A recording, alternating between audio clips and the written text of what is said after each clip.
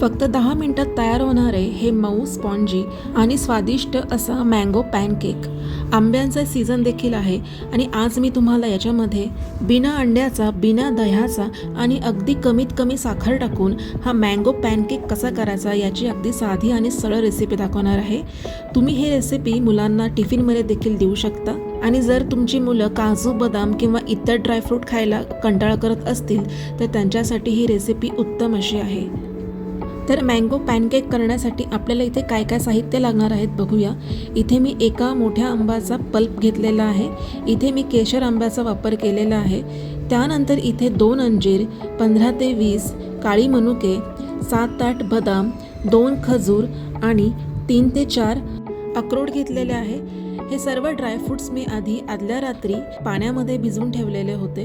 आता आपल्याला हे सर्व ड्रायफ्रूट्स आणि मँगोचा पल्प एकत्र मिक्सरवरती अगदी बारीक वाटून घ्यायचा आहे. आता मिक्सरच्या मोठ्या भांड्यामध्ये मी भिजवलेले अंजीर, मनुका, बदाम, खजूर आणि अक्रोड टाकून त्याच्यामध्ये मँगोचा पल्प टाकून आपल्याला अगदी मिश्रण हे बारीक असं वाटून घ्यायचं आहे.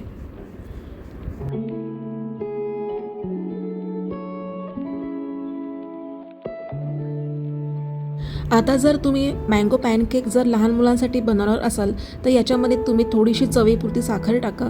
साखरेचं प्रमाण आंब्याच्या गोडीवरती देखील अवलंबून आहे. याच्यामध्ये मनुका, खजूर आणि अंजीर टाकल्यामुळे यात गोडी आलेली आहे. पण जर जास्त गोड आवडत असेल तर तुम्ही याच्यामध्ये साखर टाकू शकता. साखरेसोबतच याच्यामध्ये मी चवीपुरतं मीठ देखील टाकलेलं आहे. आता अशा प्रकारे मी हे व्यवस्थित असं मिक्सरवरती बारीक वाटून घेतलेलं आहे. मँगो पल्प आणि ड्रायफ्रूट एकत्र वाटल्यानंतर आता एका मिक्सिंग बाउलमध्ये मी 1 वाटी गव्हाचं पीठ आणि 1 वाटी मैदा घेतलेला आहे. तुम्ही याच्यामध्ये पूर्णपणे गव्हाच्या पिठाचा देखील वापर करू शकता. आता हे दोन्ही पिठं मी व्यवस्थित असं मिक्स करून घेणार आहे.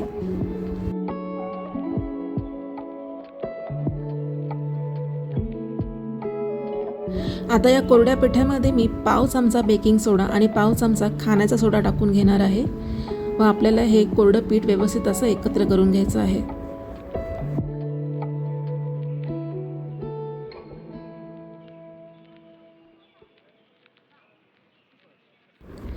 कोरडं मिश्रण एकत्र झाल्यानंतर आता यामध्ये आपण वाटून घेतलेला आंब्याचा पल्प हा टाकून घेणार आहे.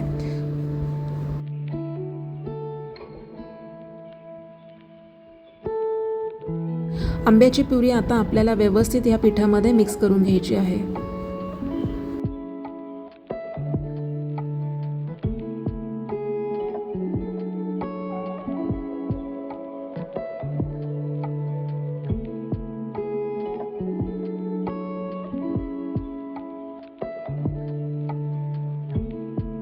अशा प्रकारे हे सर्व एकत्र करून घेतलेलं आहे.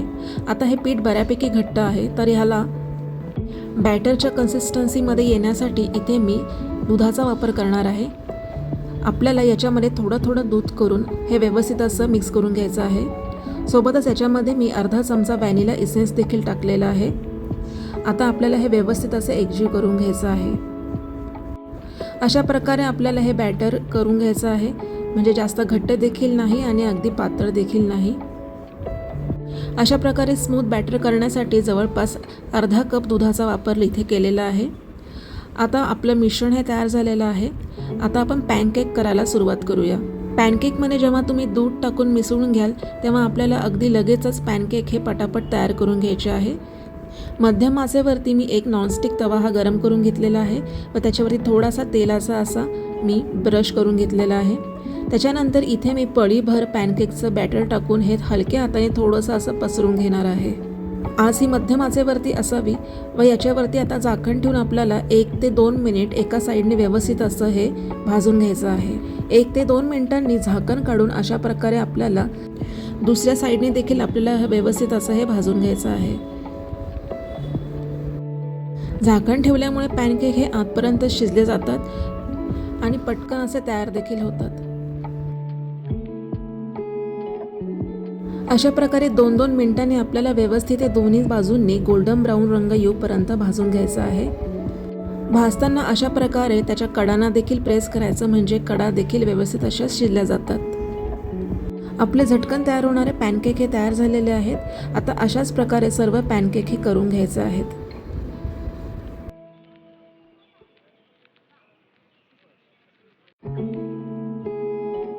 परफेक्ट पॅनकेक करण्यासाठी इथे जर तुम्ही गोड आंबा वापरल्यास साखर देखील कमी लागू शकते आणि बॅटर जास्त फेटायचं नाही, त्यामुळे पॅनकेक हे स्पॉन्जी होत नाही.